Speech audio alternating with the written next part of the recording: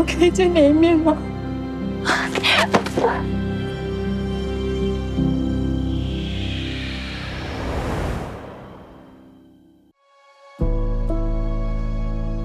我想要有一个影片，讲到较早的一个禁忌的时代，同性之间是安怎谈恋爱，而且无法度互人知影。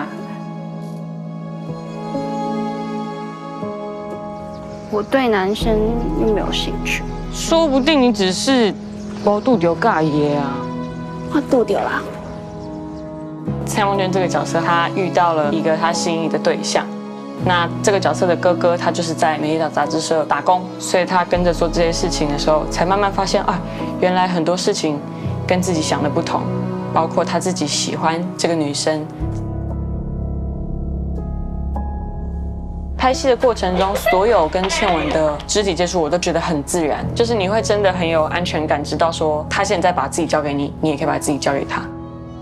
那个身体自然的反应让我知道，原来我真的很喜欢他。他不是说喊了咔之后，这个东西就会消失的。爱情内底一定要有一个物件叫做欲望，谈恋爱的人会一直看对方的目睭，为了要互因激发起化学效应，帮因开一个课叫做情欲课。我们两个在教室的对角线，那导演就说，你感受到你想要靠近对方的欲望，你才可以往前一步。所以我们慢慢靠近，然后真的亲到他的时候，这个东西很强烈。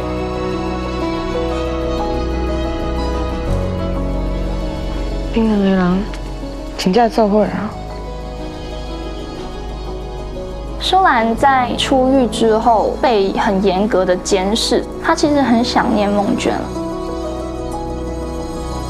他被分手，即便他觉得这个人跟他当时候的那些是真的，但是他在这个当下他会认了。他比较像是你跟男人走真的比较好，真的很卑微。当你真的很爱一个人，你已经可以不用去拥有他，你只希望过得幸福。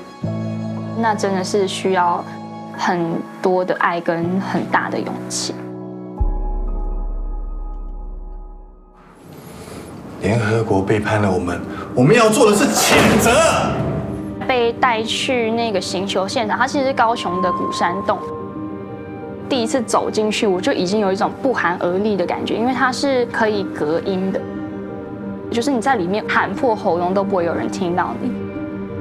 你们在台湾还有哪些同伙？说不说？看到他被寻求的那一场戏的剧本，我就已经会觉得很舍不得了。为什么不是我来替你承受这些事情？为什么是你被这样子对待？然后我要放在一个差不多40年前的同性恋情，我想要讲的是，其实这是天生自然的代志。只是伊无机会互讲出来，无机会被拍做故事。在这样子有禁忌的大时代背景下，这样子有禁忌的爱情又会变成什么样子？